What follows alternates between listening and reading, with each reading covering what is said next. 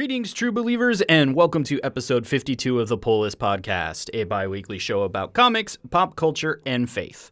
My name is Chris Poirier, and with me, as always, is the one and only Hector. How are we doing this week, Hector? Oh, I'm magical. I'm magical. 2 shades shy of a My Little Pony. So, friendship is magic. Got it. It is. Strap yourselves in and prepare yourselves, for we've got comic sign. Better put the word out. Get ready for the nerd out. Better put specs on. Better break necks on. I cut handsome checks. On today's episode of The Pull List, we've got a great show for you. We're going to hit the latest news that you need to know, our must-pull recommendations from the past 2 weeks, and our favorite number ones, and so much more. This is The Pull List Podcast.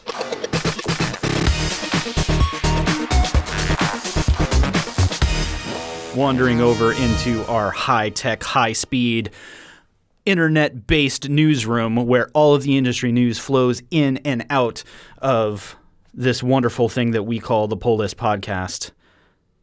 Let's get directly into some of the interesting things that are going on in comics. And this episode, we're kind of going to hit a lot of... I'm going to tell you this right now, Hector. If you didn't know, July is going to be a really busy month of new stuffs. I love new stuffs. Yeah, and summer usually is like event territory, but most of this stuff isn't super event-y. Like, you know, not like 12 books and like 72 tie-in type event, but some of them are just like mini runs or whatever, but let's get at it. So right off the top, and I'm not sorry for my sarcasm, or maybe I am, but X-Men #1, again, will be hitting in July. And the main purpose here is that through all of the X stuff that's been going on, we're finally we've reset what the group is. You know, Marvel fans had their chance to like vote for the final entry onto the team and everything. So the team is assembled, and that means you got to release a new #1 because reasons. But the cool part is, at least, they seem to be using the word fearless a lot. So some people wonder, you know, X-Men, when it gets rebranded, is always, you know, X-Men something or whatever. And so they're fearless this time. So congratulations. But that's all to say, you are going to get a Jim Lee homage cover as one of the covers for this #1 from the X-Men #1 that there's a billion copies of, and Forever and a Day was the highest selling comic of all time. I have the original promotion poster in my garage. Right. And I mean, it's really cool. So for all you X-Men folks, you get to celebrate a new #1, and as you will notice for the rest of this segment in news, is in July. If you get lost on anything we say in this episode, it's coming out in July. And so that moves us on to the next piece, and that is Kevin Smith is got a new project, and he's going to be writing the prequel to the Masters of the Universe Revelation, which is a Netflix show that's coming. That new He also writes and does, yeah. Right. So it's going to be all kinds of awesome. Dark Horse is going to bring that to us. So I dig it when Kevin Smith has comic projects, because I think a lot of people miss that he usually does write pretty great comics. I can't point to too many that I was like, wow, Kevin, you probably shouldn't have done that. Give us Clerks 3 or something, you know? I wasn't the biggest fan of the Widening Gyre, whatever it is, but it wasn't bad either. Right. And I mean, he did amazing things with Green Hornet, and it's kind of hard to say that for a lot of things, but Kevin just dives into stuff and usually does tons of research, knows the stuff inside and out. He's a nerd's nerd. And so I'm kind of excited to see what he might do with Masters of the Universe. So again, and as stated, he also has Mark Hamill, you know, on the series, so it's going to be dope too. It's just going to be great. So look for that comic when? In July.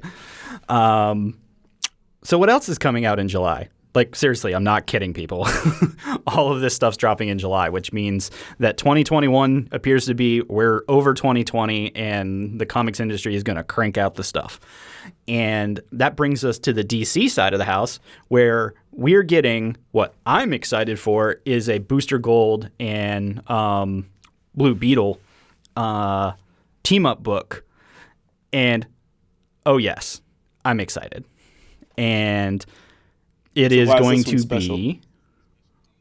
the specific reason it's special is because the Booster Gold creator is actually returning to write.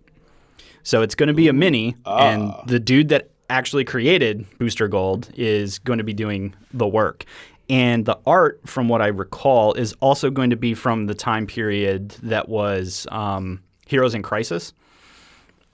So the art looks really good, and it's going to have that vibe to it as well. And they talk with the team about that when he originally created Booster, he mostly talks about the fact that Booster is very egotistical, and he wasn't quote unquote necessarily designed to be funny, but he ends up being funny kind of at his own expense. Because, that's the joke, Booster Gold, the greatest DC superhero that you've never heard of. And that Booster has that very egotistical thing. So I'm excited for it because the vibe that came out of Heroes in Crisis of those two was really good. And just to be clear, because we've had many Beatles, this is going to be Ted Kord. So they're doing the old school team. Well, it's not like Booster and Jaime ever hung out. Or not really. If you're into that good old, what the heck is a Booster Gold and why does he have a robot named Skeets? Well, then in July, you can find out. And we're going to save it for a little bit of the podcast later. But I think it's worth mentioning here in the news and I want all of our Marvel fans to take note, is that I'm saying lots of wonderful things about some Marvel things. And that is Amazing Spider-Man in July is starting what they're calling the Sinister War. And it's going to only be a 4-part. So that's why I say normally this would feel like a huge event that you'd have to read all 17 Spidey books to know what's going on. But it doesn't, at least at the moment, appear to have that vibe, which I'm all about. And we're going to talk about it again because it got set up pretty well in the latest issue of Amazing. And it literally was like a night and day turn from the last two books that came out in that line. Save it for the podcast. Yeah, gonna save it for the podcast. But Sinister War is coming, so what do you need to know about Sinister War? Sinister War is going to be Sinister 6 versus the Savage 6. So they're digging a little deep into the Rogues Gallery on that one. And, I mean, I guess you could... Like Stiltman deep? I'm not sure. That would be really awesome. I mean, was Stiltman in the Sinister? And I have no idea who the Savage 6 are, honestly. The Savage 6 is Vulture's team. Sinister, yeah. So let's do the thing. So it'll be interesting to see what they do. But according to the interwebs, and it's because I'm not as deep in Spidey stuff as I should be, but thank you, Internet. It says that the members of the Savage 6 are Funny Face, Dragon King, Killer Watt, Mr. Abnormal, Raptor, and Saberclaw. Yep. Nope. So, right? And if Vulture's in charge, doesn't that make them the 7? Well, that's the thing. Vulture was on the Sinister 6, so I don't even know. But go on. Right, or maybe that's the other piece. So there you go. Need to read more Amazing so that I can sound like we know what's going on in the Spideyverse. So let's just round it out with... There's been so many Sinister 6 things. That's insane. Yeah, I had to do, when I was writing for Clever, I had to do a who would win in a battle between the Sinister Six or the Suicide Squad. And that's a good matchup because the Sinister Six original is Doc Ock, Vulture, Electro, Mysterio, Sandman, and Kraven, which is Like, to me, that seems like a no-brainer who's winning that one. Yeah. But that's the thing. I had to go through each, like, iteration, like, kind of pairing them. So it was a fun, like, script to write.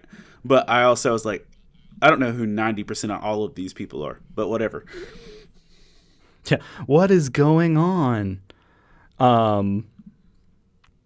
So, yeah. I'm excited for it because I think that's going to be good vibe Marvel, and I want that right now.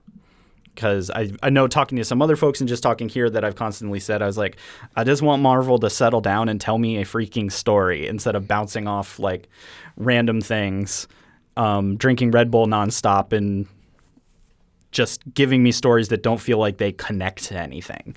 But that's why where we jumped in on Amazing Spider was so great.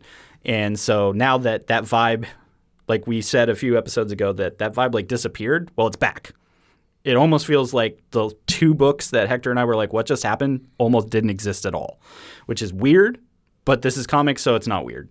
So we'll talk a little more bit about that later, but it sounds like one of the main things that's going to happen for Marvel kind of as we hit the summer. And then more Marvel / not Marvel news is Marvel has signed an agreement with Viz Media, who does a majority of the U.S. distribution on manga type stuff. And so they've written a contract that allows licensing into Viz Media's product so that they can deliver Marvel characters in kind of a manga format. I know you read a little bit more on that side of things than I do, but I don't know what that's going to look like. I know DC had done that a few years ago, and some of their stuff was interesting, to say the least. But they haven't really done said its fair dabble in manga. Yep. And it was cool, just like seeing Star Wars stuff, but at the same time, it's just like, okay. It's like you're giving me the same product with just a little different aesthetic. And I need more content if that's going to be a viable thing. But, we'll see how this goes. And so, sure, we're along for the journey to see kind of how that plays out.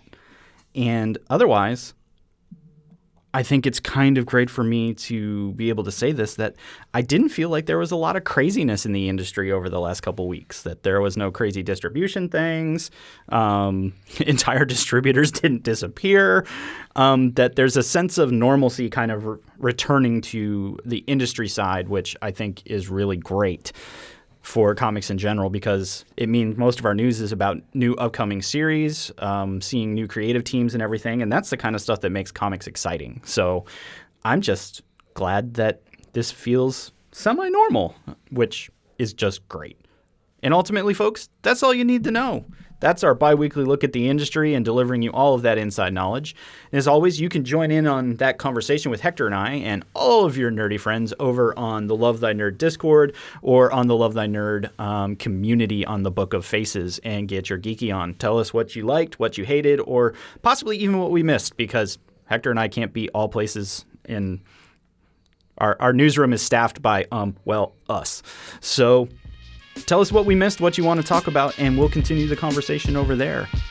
What's up, nerd? You digging this podcast? Well, the audio enjoyment doesn't end there. Visit LTNOnAir.com and make LTN Radio your new go-to for the best Christian rock, rap, pop, and indie, as well as our exclusive LTN shows and podcasts, some of which air on the station before they're available anywhere else. Visit LTNOnAir.com to listen now and find the link to our app. Now back to the show. But fam, we know that you come to us not just for news, but you come to us because Hector and I read way too many comics. So, Hector, let us regale the lovely folks out there with what hits your pull for the last couple weeks. So I'm going to give you my pulls, but before I do that, I'm just going to throw a quick, not a disclaimer, but just some things that I thought I should mention. Homesick Pilots finished its first arc. It didn't make my pull just because there's some other stuff, but it did end with its first 5-issue arc, and a second volume / direction is going to start in June with its own new arc. So it was definitely worth it. Didn't crap out or anything. That book Carmen that we recommended on the last episode, it kind of, I'm not going to say it's bad, but it kind of stalled and didn't move as quickly as I'd hoped. But then again, I don't know what I was expecting. So That book was confusing, and I wasn't able to get a copy, so I'm going to go looking for it because I wanted to see kind of where it ended up as well, because that was literally both of our recommendation off the last time is we want to know. The setup's great. So there's a lot more naked floaty time. That's about it. So I'm going to say this right now, because now that you've said this, because I almost asked you if that literally was what happened. And there's this strange ism in a lot of independent comics that's the quote unquote art. And I'm not saying it's not, but I'm also not saying that it is. And for some reason, some books like that, that becomes the sale point when I'm still on let's talk about what happened in the first book, because that was not light. No. But I do feel like this book, maybe the payoff is still going to come, but maybe just the pacing in the middle is going to feel weird. So yeah, that's what I was going to say. This will be a slow burn book based on the pacing. So that being said, those are two things I wanted to throw out disclaimer-wise, since they didn't make it into the polls. But yeah, am I jumping in? You jumping in? Who's jumping in? Well, actually, I guess if we're going to give some disclaimers up front, I'll cheat too and just say that Orcs number 3 and Young Hellboy number 3 or 4, whichever was next in the row, came out in this period, and also are my honorable mentions for it. They're still delightful and great and everything, but there was stuff that I want to spend more time on this week. Fair enough. So yeah, now we can dive into it. Yay. All right. For me, gonna go right into Joker number 2. Again, there were a lot of words in this one. Yeah. Did you read this one? That was my takeaway. Oh, for sure. And I had a feeling it would be on your list, which is why I covered different ones down. But I was just like, there was a lot of words in this one. It wasn't that it was bad for me. It's just that was a lot of words. There's a lot of dialogue. And again, this is a very Jim Gordon focused story, more so than the Joker. Which I do love. And because this is a canon tale as much as anything is in the DC world right now, there is a major plot point shift in the Batman Jim Gordon relationship. Do we want to talk about it? Do we Can want I to just drop the do we want to drop the spoiler warning? I do. I want to say it because I don't want to wait 2 weeks to talk about this. So if you're not, I think that's fair. So if you aren't reading Joker, there's just going to be a discussion over a spoiler that is some information that Jim Gordon knows, and that's just about it. Yep. So maybe skip the next 2 minutes if you don't want to know this. But 3, 2, 1. As a power play to leverage Barbara and Batman into giving him clearance to go hunt down the Joker, Jim Gordon drops the fact that he knows Barbara Gordon is Batgirl/Oracle, and that he has always known that she is Batgirl/Oracle. That was pretty amazing to me. That I was like, you know what? That feels like supernatural in this relationship. Not supernatural weird, but it's natural that of course Jim knew, right? He said, I know my daughter no matter what outfit she wears or what voice she hides behind. But he drops it as a power play. But like as soon as I read that, my immediate thought was Batgirl number 50, which was, the finale of her series where he blamed her for the death of her brother.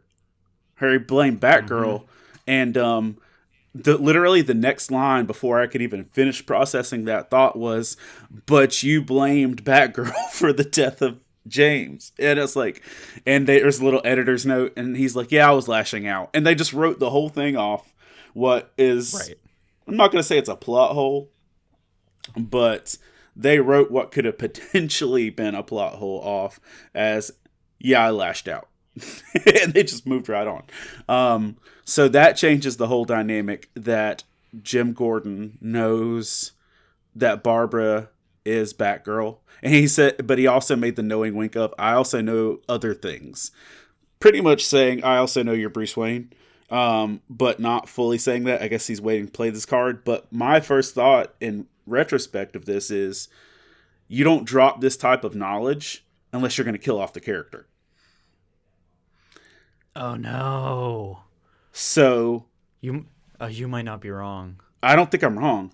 I think that the culmination of this Joker book, and this is just me speculating, y'all, I've only got 2 issues. I think the culmination of this Joker book is going to be Joker killing Jim Gordon.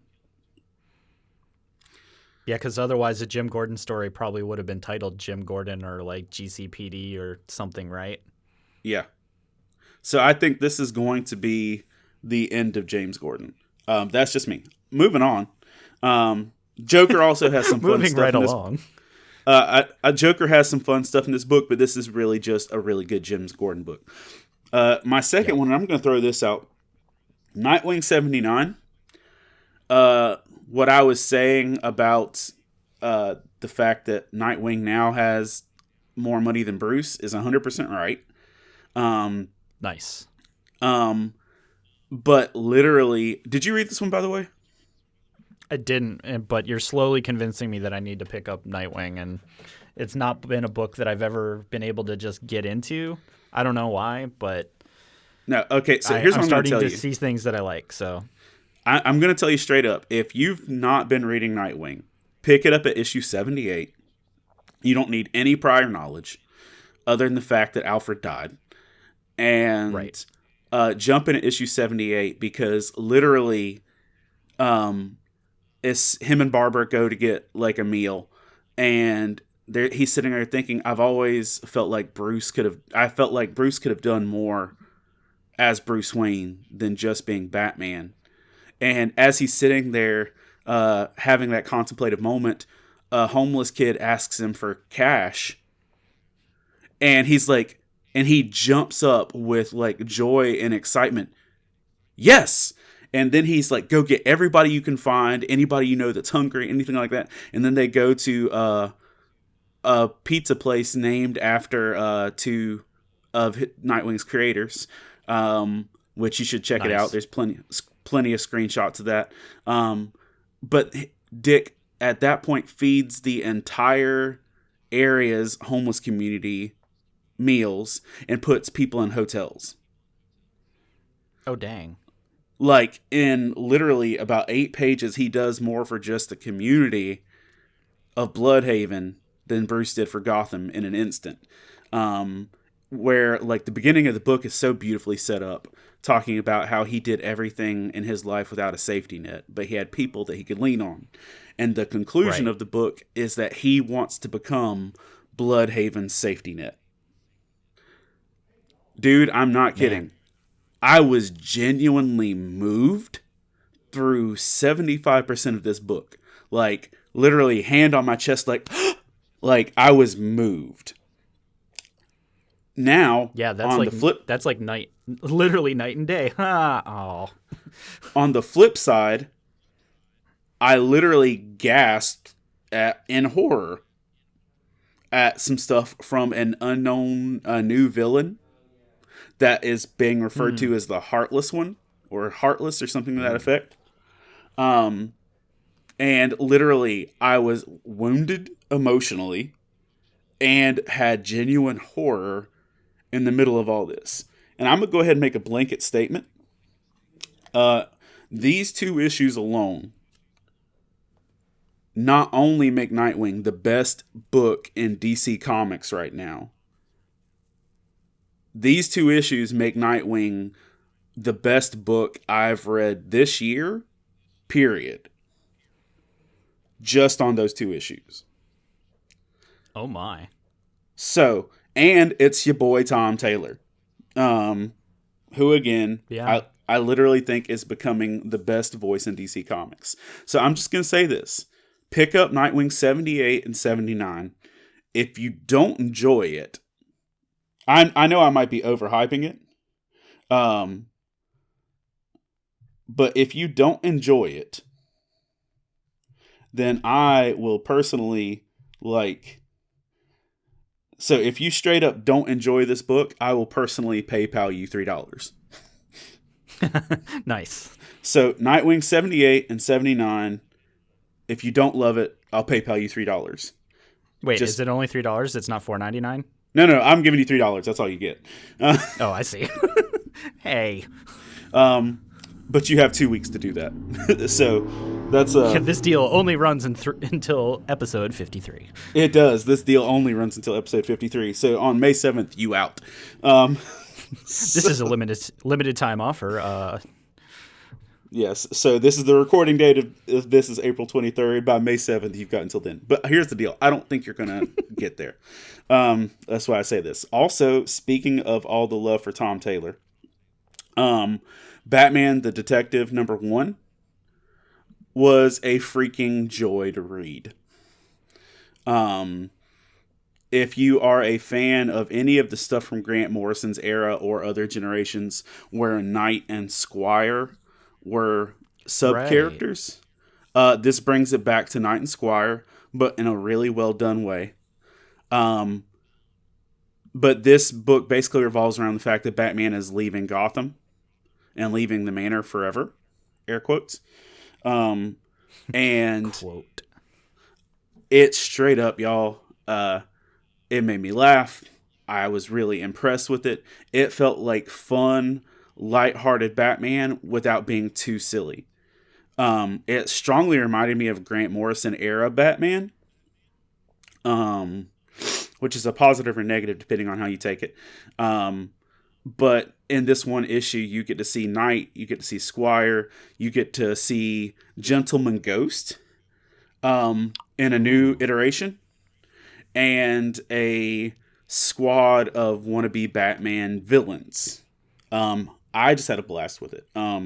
I will absolutely keep picking this one up, and I think if you just want some fun Batman stuff, you should too.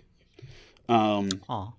And then the last thing I'm just going to throw out is on the manga side of the world, Demon Slayer number 21, which is the newest book in the Demon Slayer run of things.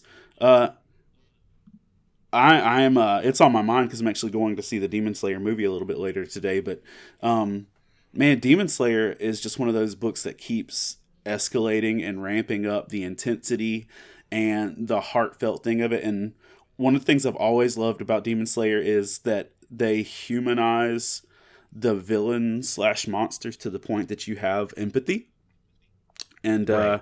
Or the sacrifice of the characters. And like, I just give them an applause for 21 books solid of just continual growth and storytelling, but it's coming to a head. And just saying, on a manga level, Demon Slayer is one of the best ones to pick up. So that's me. I'm done. What about your pulls? Well, I just wanted to say that because of you talking about it nonstop, my wife and I finally started watching the anime, and that you go, oh wow, this is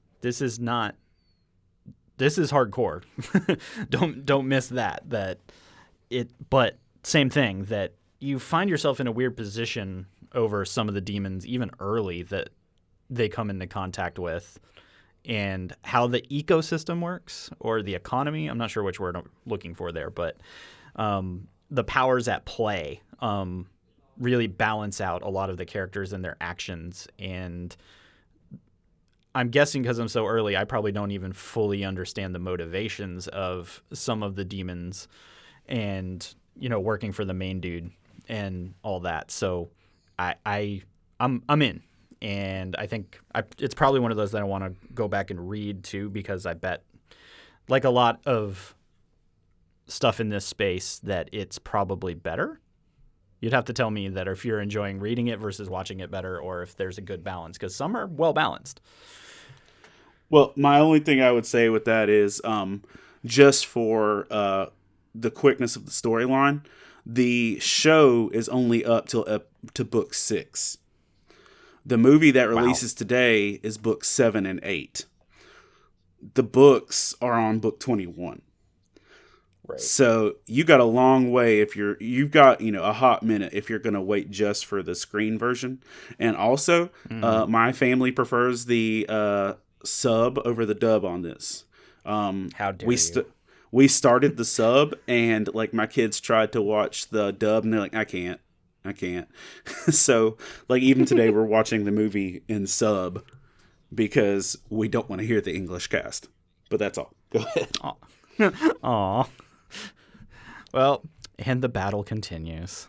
Sub versus dub.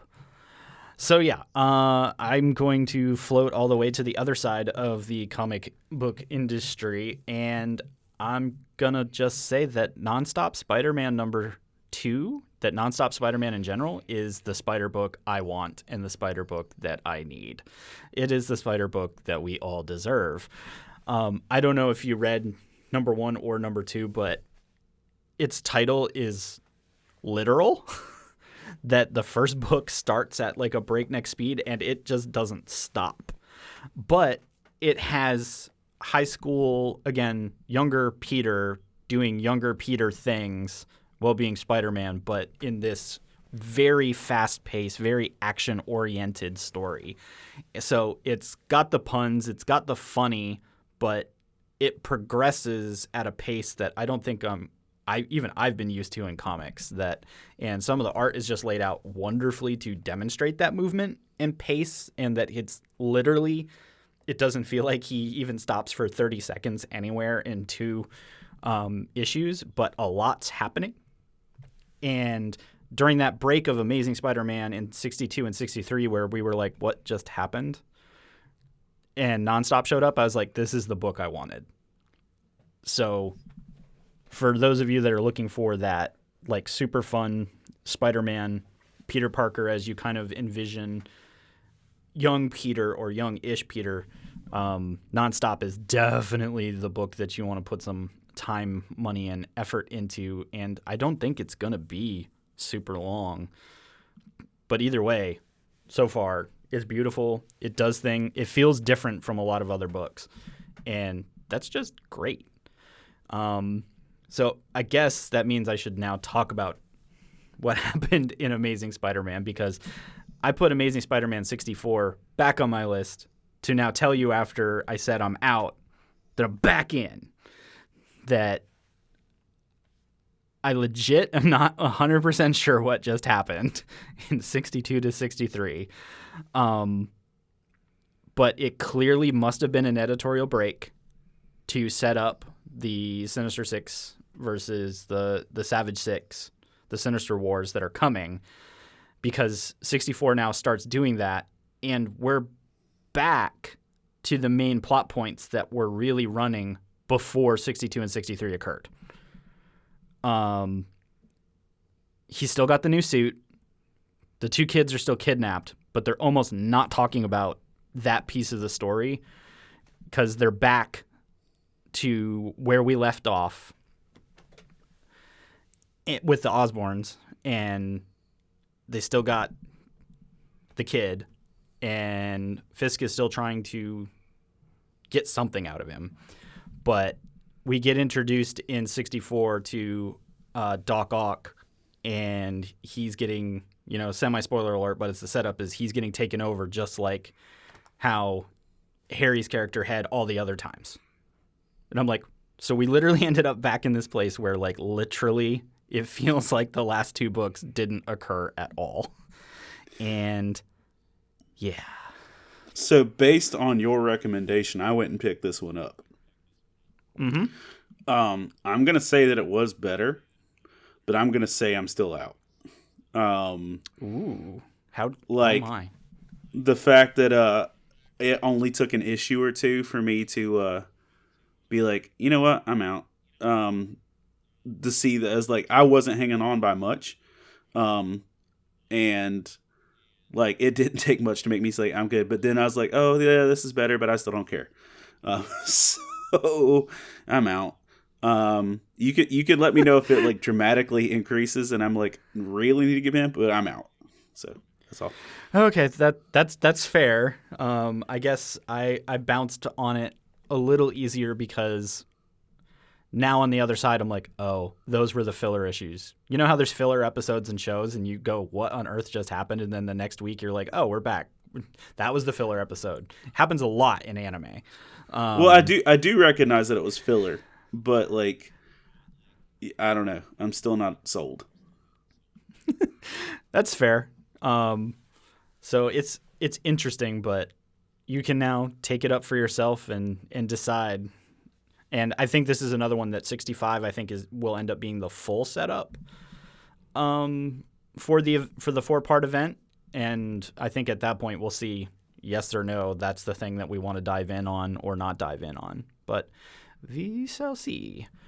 And that brought me back around to, we talked about Firefly, the brand new verse last time. And because it's a new book that's, jettisoned kind of in Firefly future with the new crew, and we're seeing, shadows of the old crew and everything. And I said that I didn't really know where I was at after the first book. The second book made me feel it's probably the same thing, a little better, maybe not a lot better, but better about the direction of things. But also just seeing how the story writing and everything is now falling into place with this new group of folks in a universe that we know and understand. It felt like Firefly again. And we've said that, in different places of talking about other Firefly books over the years, that every now and then a writer just nails it. And you go, this feels like the thing that I watched and I cared about and I loved. And I think the second book got us closer to that. Because again, they continue to introduce us to where the old crew ended up, what they're doing today, but they're not the focus of the story. So they're adjacent, they're present, and we get to go, yay, that's the person, and that is fun. And oh, that makes sense in where they ended up in the universe. But the centralized story itself has that very Firefly vibe for the new crew and everything. And they're doing some very knowing, and I don't want to say that they're cutesy because it's not, but there are some mannerisms that the children, who are the children of the original crew, have mannerisms of their parents, and that's starting to show through. And I don't think it's being done in a terrible way. I think it actually is like, no, that's absolutely that person's kid. And it makes sense that that would be part of their personality. So I think this book now has way more personality than the main line that's still running, in parallel to this. That I think, Hector, you dropped off on a while ago, and I'm still reading in hopes it ends up somewhere. This book just feels like it finally has a place. And I hope they don't mess it up, because we were saying the same thing when the other one started. I just hope that this one keeps that right feeling and pace and moving us in a positive direction, because us browncoats, we just want the story, and we want it to be good and to have the good feels about that universe. So don't screw it up after the first arc. Keep writing like this. You realize next year Firefly is 20 years old? I don't want to talk about it. Man. That's cool, though. That means there should be some high-level browncoat shenanigans next year. That's what I'd say. Shiny. So, yeah. If you're on that browncoat journey with us, then at least for now, you can start there and enjoy it and all of that good stuff. And that kind of brings me to my last major pull from the last couple of weeks, and we're finally back to talking about Daredevil. So, you were talking about Nightwing being, the best thing that's going on this year. I'm torn between the two. I haven't read it yet. I was like, but Chip Zdarsky continues to make me go, well, damn, man. I didn't think there are things you could keep doing or misdirecting me on or making me question your choices. And here we are at Daredevil number 29. And I don't know. We dropped one major spoiler in this episode. Do we go for two? Yeah, go for it. Yeah, I think we should, because kind of like at the beginning of Daredevil, when we talked about the whole thing of, Daredevil just killed someone and that entire journey and everything. This is a similar thing, because I think it's going to end up not quite as it appears, but if it is as it appears, then the next issue of Daredevil is going to be wild. And also, if you haven't picked up a copy of 29 and it is true, maybe you should, because it's probably about to increase in value. But I haven't heard a lot of speculation, which leads me to believe that. No, I don't believe it.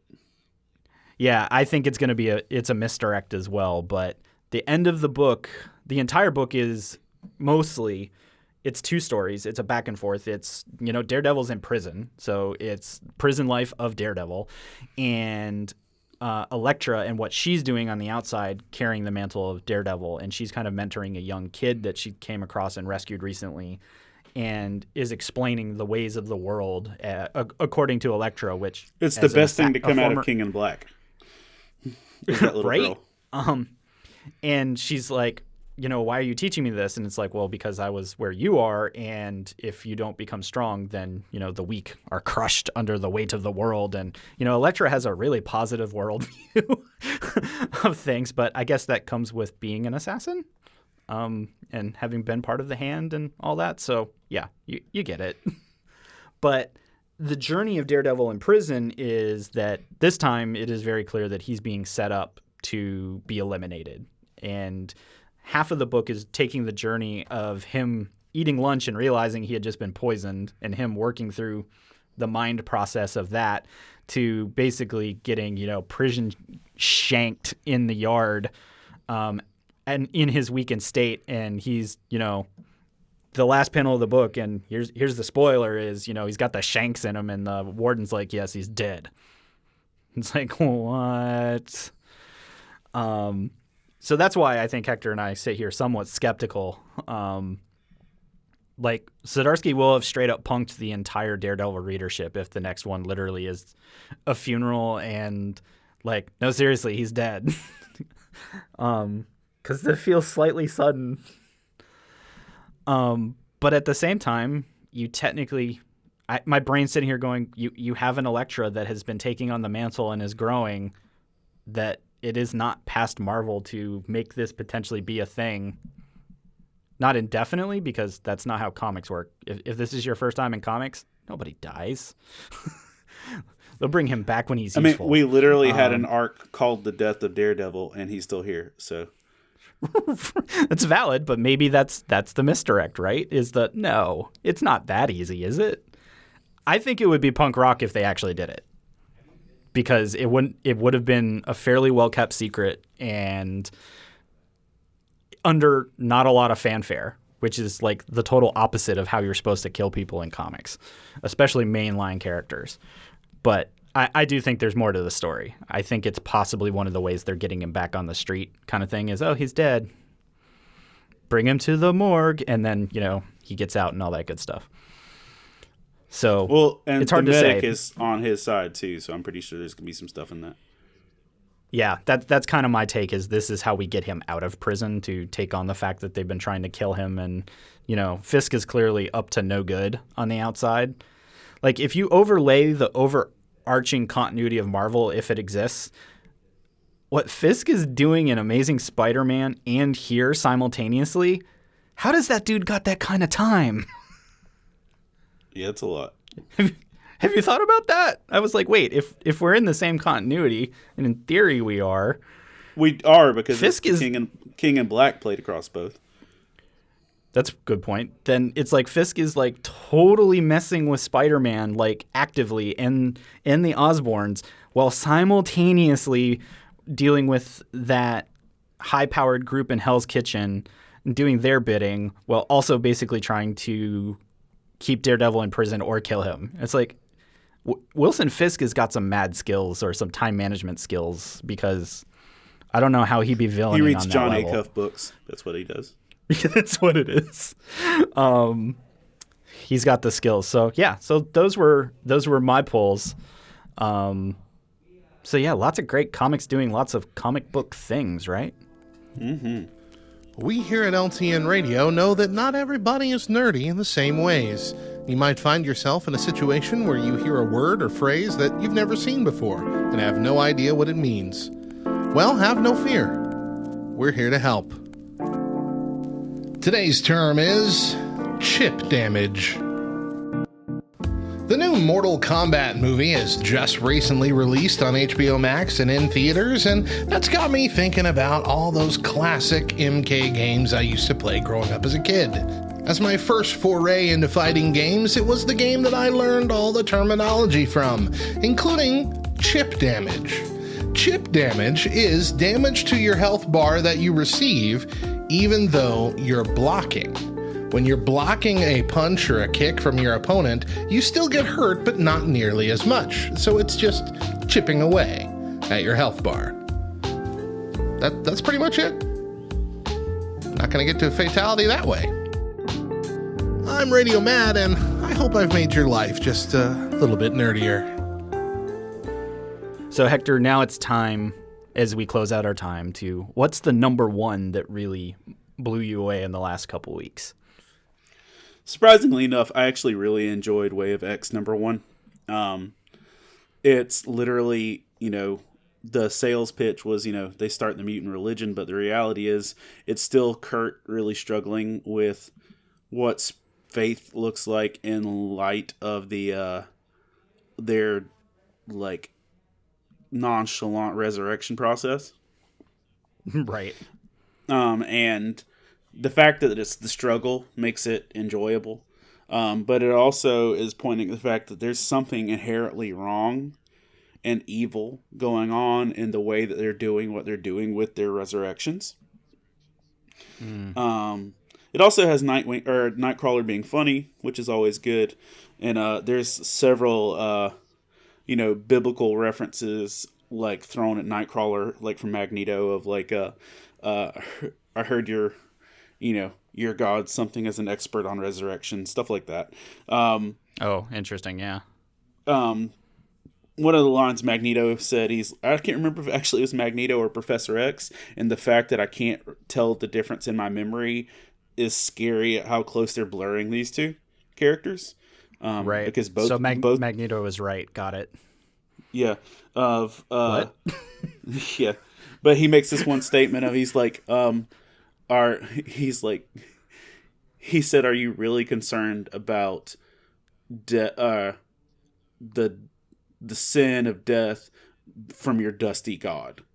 And I was like, "Ooh. Oh, yeah, it's like that." Because they think we've conquered morality, we've conquered he said we've conquered morality and mortality, and it's just like, yikes, homie. So yeah, okay. Way of X was #1 was a very interesting read, and if it goes on down this road, well, I'll keep reading. So my #1 was Marvel as well. So you can all check your watches, write down the time and date. That the two DC guys found some great enjoyment in some of the #1s from the other side of the big two, and I'm not even that. You got to understand, a bunch of people probably feel that the book I am about to recommend is, Marvel going soft, being PC, being, blah, blah, blah, all that garbage that people spout about these things. But I want to tell you straight up that the Women of Marvel #1, the special that they pieced together, was really, really good. And it's not just that it's a celebration of all of the amazing and talented women creators at Marvel, but of the women superheroes across the spectrum of Marvel. And they did an anthology type book that some stories were a page, some stories were a couple pages, some were a little longer. And then at the end of the book, they have small biographicals and pictures of all of the women team that put together this book. And it's really eye-opening to be able to flip through and see all these talented creators and their work side by side, that I was like, people do need to read this. It is gorgeous. The little stories. When a comic creator and writer and an artist can tell you even a story that manages, 9 to 10 panels and is only a page, and you go, oh, I get what happened there. That's talent.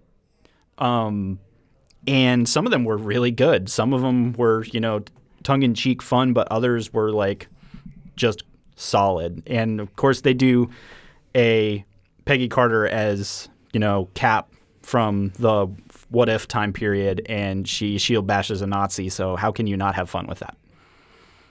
I mean, Peggy's amazing. And there are tons of other characters that some you might even have to look up and go, I'd forgotten about or whatnot. Gamora had a great story in the line as well as basically leading the Guardians.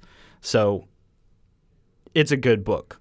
Let me tell you just right now that if you have doubts or you're some of those folks that are maybe, oh, it's too politically correct or all that, it's like put that aside and actually enjoy the thing for what it is. And it is really good storytelling with really good creatives.